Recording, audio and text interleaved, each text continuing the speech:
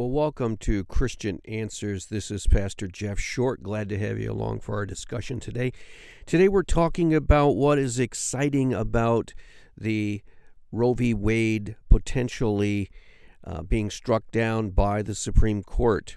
We're seeing a great opportunity for Christians, a great opportunity for God-fearing people to see the infamous Roe v. Wade decision totally dismantled, totally abolished, and abortion would go back to the states. And this is driving the liberal, leftist, secular, humanist culture of death crazy. And that's a good thing because we want to roll back abortion. We want to stop the killing of babies. We want to stop the wanton murder of infants in their mother's womb. This is a terrible, terrible, evil, criminal sin that must be stopped in this country. And it looks like we have the greatest opportunity in the last 50 years to actually do that as far as the Roe v. Wade decision. Now, it would not end abortion in all 50 states. There would be still states that would allow it, but it would allow the other states, the more sane states, the more godly states, the more Christianized states, to actually abolish the entire practice of abortion within the state boundaries. So this is a great development. This is a good thing. But I want to go through an article found in Yahoo News, and I want to interact with what the other side is thinking, because this is really bad news for them, because they're thinking that what they saw of the Supreme Court oral arguments, they're thinking that it looks like Roe v. Wade is finished. So we'll know in about 6 or 7 months when the court actually makes the decision. But let's go through this article and see what it says and interact with it. The topic is what abortion politics might look like in a post-Roe world. So you can see that these people are very scared. They're very afraid. They think that the sacred abortion rights that was invented in 1973, they're thinking that that is going to go away, and hopefully it will go away. So let's jump down to the article. It says what's happening, and it says the Supreme Court conservative majority this week signaled it is poised to dramatically roll back abortion protections in the United States and perhaps even eliminate them entirely. That is at a federal level. You have to continue to keep in mind that the individual states would be free to decide whatever they want to have as far as laws on abortion. On Wednesday, the justices heard arguments on Dobbs versus Jackson's Women's Health Organization, a case that centers on a Mississippi law that would ban all abortions after 15 weeks. That law is unconstitutional based on existing precedent established nearly 50 years ago in Roe v. Wade and codified in later rulings, which bars prohibitions on abortions before fetal viability, which is around 23 weeks. Mississippi has asked the court not only to throw out the viability standard, but also ruled that there is no constitutional right to abortion at all. So this is the case. This is the case that we have been waiting for decades. I have been praying for 30-some years for the end of Roe v. Wade. It is a terrible, awful Supreme Court decision that basically came up out of thin air and invented a so-called right to an abortion. There is no such right in the Constitution. There is nothing that even hints of such a right in the Constitution, and yet judges in 1973 came up with a rationalization. They came up with an excuse to come up with a way to legalize abortion in all 50 states, and that's what they did. So we need to pray and work that this abortion Roe v. Wade decision will be demolished, thrown out, because it's terrible constitutional law.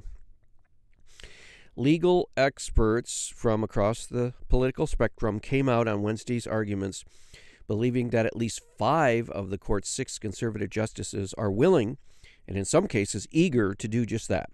The final ruling on Dobbs is expected to come in June.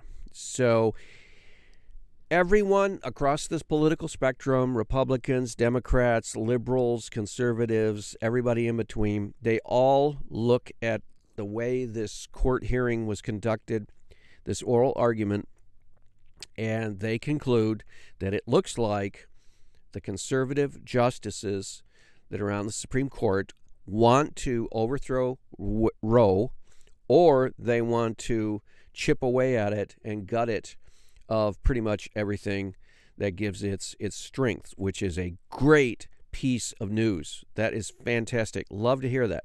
We don't know if that's actually the case. It's hard to tell, but it looks like everybody is saying that it's probably going to happen, and so we need to pray that nothing stands in its way.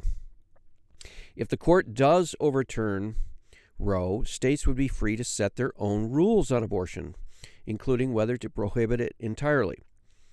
So that's not a good thing. I would much rather, all Christians would much rather have abortion totally and ultimately outlawed in all of the 50 states. But considering where we're at right now with this Roe v. Wade decision of 1973, at least pushing it to the states to decide will give plenty of states opportunity to ban this. So you can ban it state by state, and it may take 50 years, it may take 100 years if the Lord tarries, but at least it gets abortion out of a large part of this country. And if the judgment of God comes on this country, it will not be coming to the states that have outlawed it, because this is one of the big sins that judgment can come, and we need to eliminate that from as many states as possible so that judgment will not overtake our entire nation. Now, if we leave it the way it is right now, abortion in all 50 states, legalized abortion, judgment will come to the entire nation. At least now, God can, in his sovereignty, do judgment sort of like a surgical level. He would not be treating all the states the same if he were, we presume, to bring judgment for this sin. If the court overturns Roe, states would be free to set their own rules on abortion. About half of all states are certain or likely to ban all abortions. That is such great news. Half, or nearly half, of all states would ban abortion entirely if Roe is eliminated, according to an analysis by one abortion rights organization. A dozen states even have trigger laws designed to automatically ban abortion the moment Roe is gone. So that is great news. Some of these states have a default trigger law that says if Roe is overturned, boom, automatically state is against all abortions. That is a blessing. That is such a great piece of news. Now, other states are probably going to ban it also because they don't want this dirty, filthy, sinful, evil thing taking place within their state. And who can blame them? Okay, why there's a debate. For nearly half a century, Roe versus Wade has been at the center of the debate over abortion rights in the U.S. Its repeal wouldn't end the fight, but it would change it in fundamental ways. Okay, so this ruling by the Supreme Court in 1973, Roe v. Wade, has been such a terrible decision that it has caused more trouble, more problems, more cultural divide. The whole culture war phenomenon is largely due to Roe v. Wade decision. So obviously it's terrible law, and it's the fruit of that terrible law have been evident in our country ever since. Maybe the most important shift, many experts say, is the abortion laws would no longer be something decided by the courts, but instead by lawmakers and voters who elect them. The end of Roe could, in an instant, make abortion rights one of the most important issues in future elections, including next year's midterms. Some forecasters believe that could benefit Democrats, since polls show that most Americans oppose banning abortions entirely. Well, that poll is somewhat misleading. It's depending upon how you frame the question. So if you get a radical leftist, liberal, Democratic polling group, and they ask the question in the right way, yeah, they can get a majority of people favoring abortion. But then again, if they ask the question in a different way, they will not get a majority. They will get about half and half. So the country is split. There's no question about that. But the polls also reflect the bias of those who are polling and the way it's asked to the people. In the absence of Roe, a number of ongoing reproductive rights debates will likely move to the forefront. One of the most heated fights is expected to be over access to abortion pills, medication that can be sent through the mail and taken at home to terminate pregnancy. So this is a really sick and twisted thing where women can actually order abortion pills and get them through the mail and take them in their own home and then dump their baby into the toilet. It's really sick. It's awful. And we don't actually know how to deal with this, but I'm sure we can come up with a way to, in a just way, deal with the problem of abortion pills. Abortion rights groups are pushing to make the pills more accessible to people in states primed to prohibit surgical abortions in the near future. At the same time, GOP lawmakers in those same states are working to ban them. Similar battles could play out over things like morning after pills, traditional contraception, and depending on the makeup of the Congress, federal legislation to either permit or ban abortion nationwide. Okay.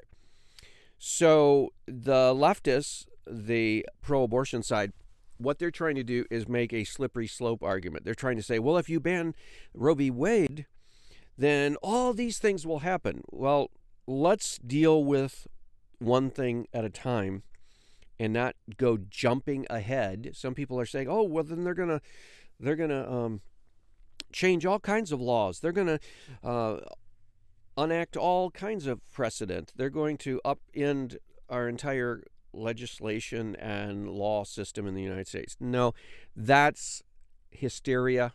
That's hype. That's trying to get people panicked. No, we're talking about one thing, a bad decision made by the Supreme Court in 1973, a terrible, awful decision founded in nothing in the Constitution. Getting rid of a bad decision is a good thing, not a bad thing, and it will be blessings all around. A decision overturning Roe could also have significant ripple effects for the court itself. It would fuel views on the left that the nation's top judiciary body has become corrupted by partisanship and possibly increase support for efforts to establish term limits or pack the court. Okay, so this is a big, big thing for the left. They're actually trying to make the case that conservative Supreme Court justices might politicize the court. Isn't that a joke? Politicize the court? 1973, Roe v. Wade decision, the left used the court to get policy passed, politicizing the court, and now they're coming back and gaslighting conservatives and saying, well, if you reverse Roe v. Wade, you're politicizing the court. Guess what? The court has been politicized for the last 50 years.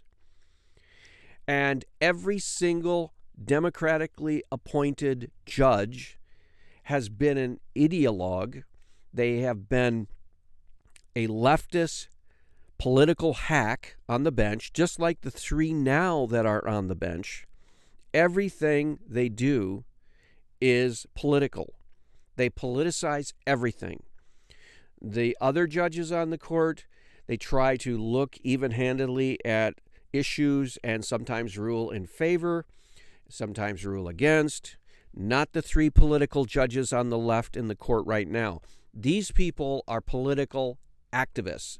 The Justice Sotomayor, the one who made the biggest objection to reversing Roe v. Wade in this latest oral argument, she actually accused the conservative justices of possibly politicizing the court when she is the biggest political activist hack on the court. So again, more gaslighting. She's doing something, and then she's turning it around and accusing the conservative justices for possibly politicizing the court. That is a joke. That is the biggest joke that we can even hear, because now the left is actually talking about politicizing the court. and they're the biggest politicizers of the court that we've ever seen. And so this whole idea about politicizing the court, this is a joke. But what is real is that the left is threatening to possibly pack the court.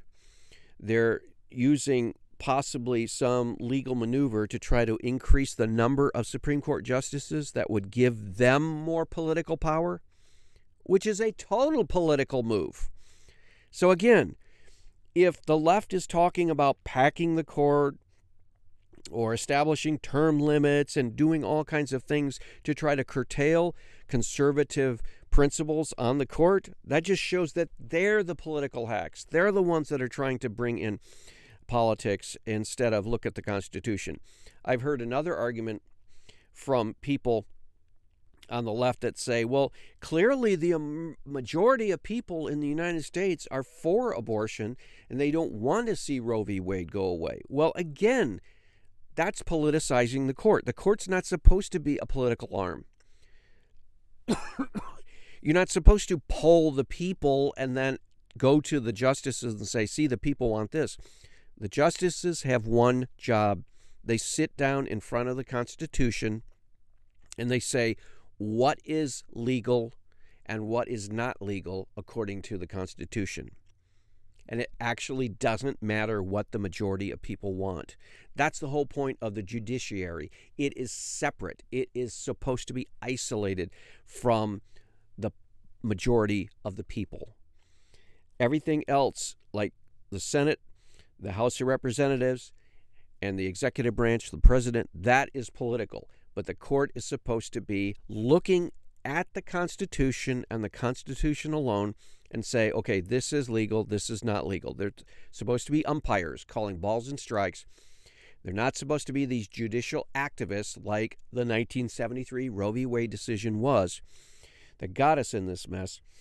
So the court today is saying, how can we get out of this mess that we put ourselves in 1973? And one of the best ways to do it is to get rid of this terrible, awful Roe v. Wade decision, correct their mistake, admit they were wrong, and then move on.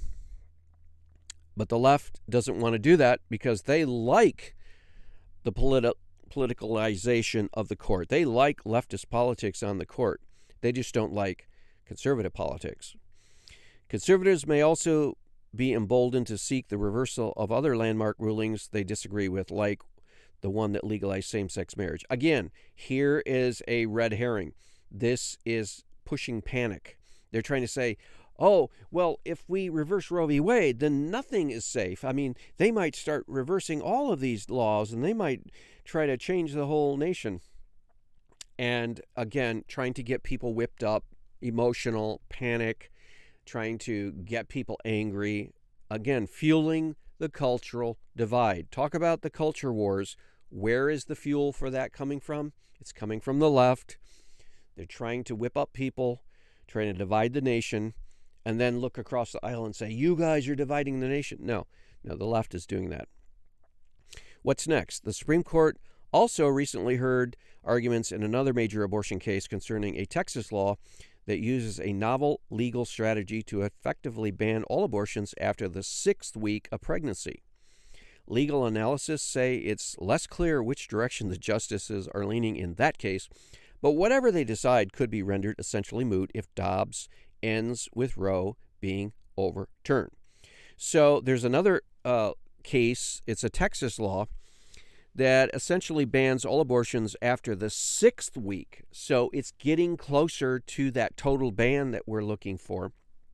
Now, this case is put on hold by the Supreme Court because if they overturn Roe v. Wade, they don't even have to rule on this case because it will be a law that stands. Because after Roe v. Wade is overturned, Texas can do whatever it wants about abortion in Texas. It can overrule everything connected with Roe v. Wade. It can ban all abortions for any reason at all. It can do whatever it wants, and that would be the best thing that our country has ever seen, because right now we are teetering on the edge of judgment from God.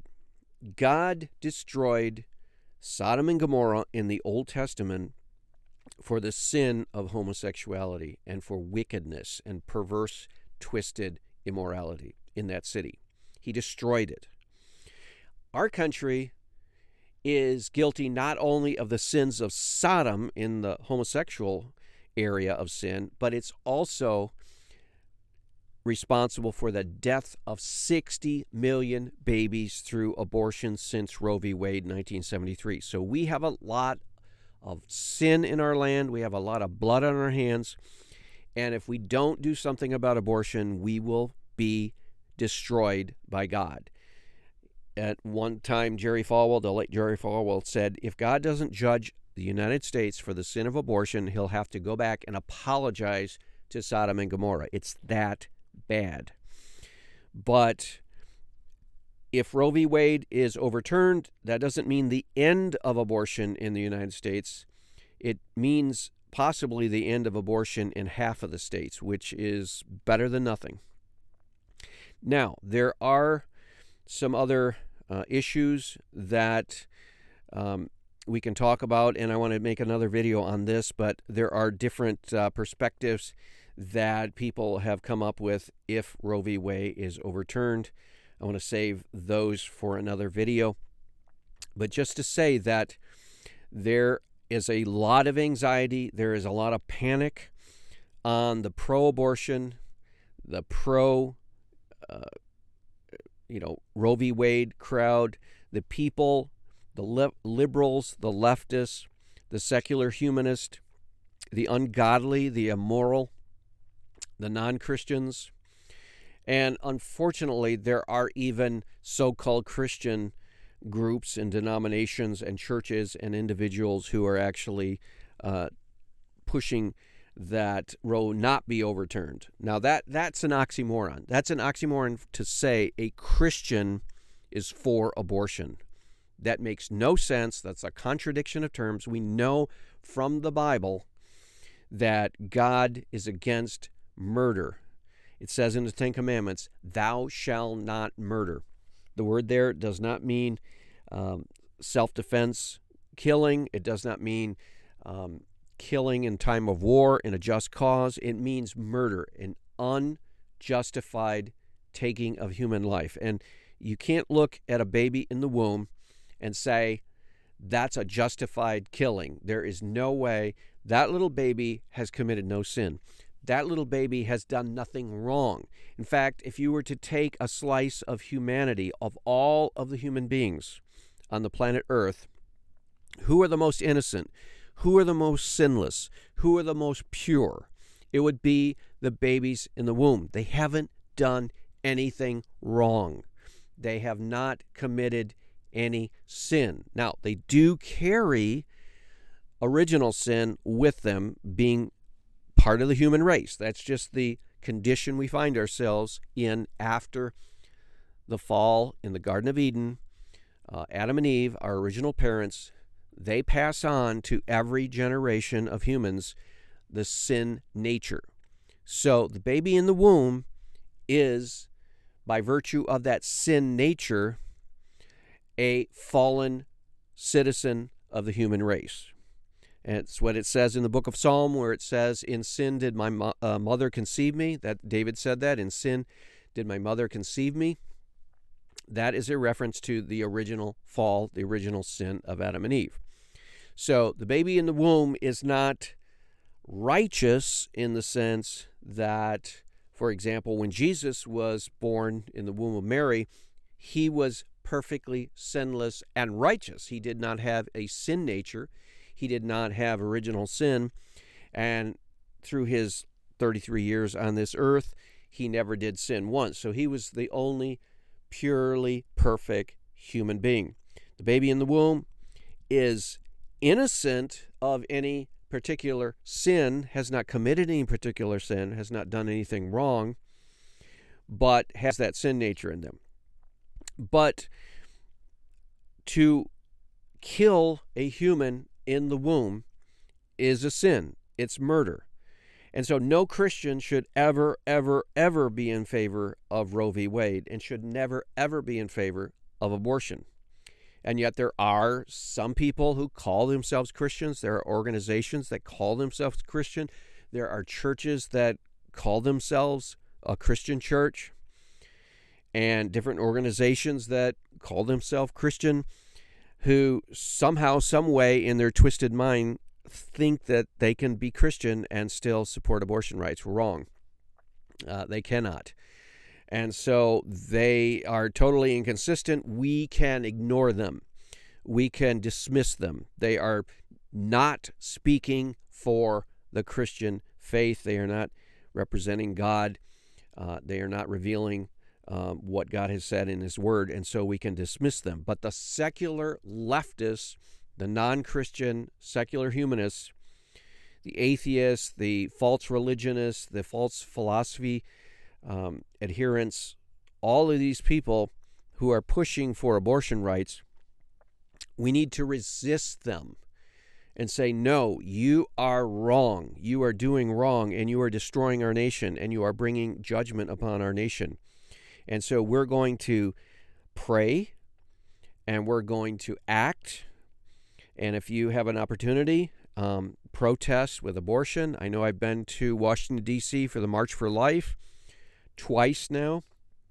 And the last time I went was in 2019, just before the pandemic.